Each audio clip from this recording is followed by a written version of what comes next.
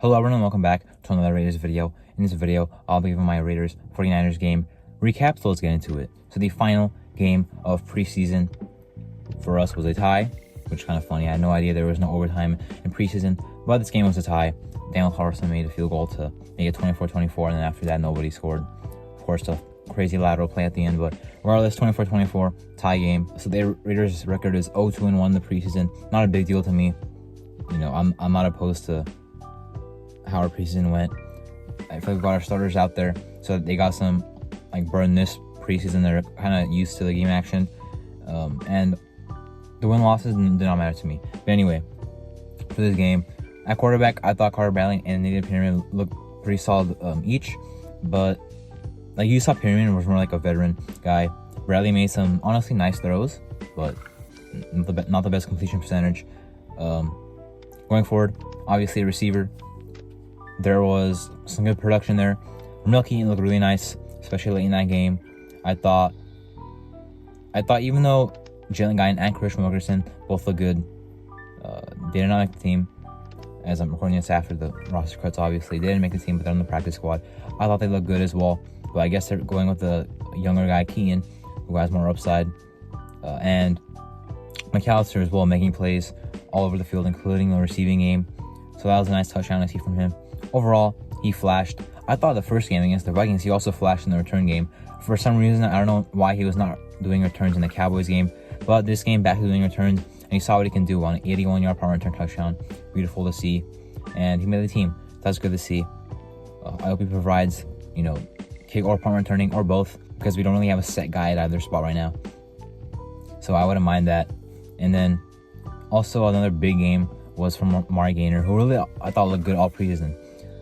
Since the Vikings game, the guy flashed on tape all preseason, made the team. Good to him, or good for him. Not sure what his role is going to be going forward, but at least he's a guy that I think that you couldn't cut and risk not getting back on your practice squad, because with a performance like that, it'd be tough to clear waivers. So really impressive performance. He's big. Apparently he played kind of like defensive end / linebacker at North Carolina and maybe even Florida State before that, but I think he's more of an inside linebacker to me. We have a lot of them on this team, so again, not sure what his role is going to be, but a guy that we have to keep, can play special teams for us right away. And we'll see what happens going forward with him. Definitely a young option to keep an eye on. Another guy that flashed was Chris Smith, who I thought did not have a clear roster spot, but still I thought had a nice chance of making the roster after this game. He does end up making the roster as a fourth safety, interception as well as some other good plays.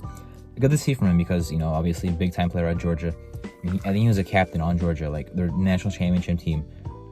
That's a pretty impressive feat. I was a big fan of the draft pick last year, and I like to see him making plays and ultimately making the team. So that is the preseason for us, wrapping up all 3 games. We're 0-2-1, heading into the regular season now. Jax Johnson is something I want to kind of keep an eye on, because is he going to be the starting left guard? Day 1, we will see. It might be Cody Whitehair because he didn't play at all. Jax Paris didn't play at all in preseason. And it's kind of tough. Are you going to throw a rookie out there without any preseason action into week 1? I'm not sure. So it might be Cody Whitehair to start, and then Jax Johnson will take over at some point. I want to be opposed to that just because even though I like JPJ, it's tough to throw the guy right out there. If he had preseason, I would hope he would be ready to go, but he did not. So it's going to be a tough acclimation for him right away. That's why I think, maybe in the middle of the season he might take over. Cole Miller's off the POP list. He's healthy, ready to go, left tackle. And Brock Bowers also has a minor injury. I think he's going to be fine and ready to go week 1.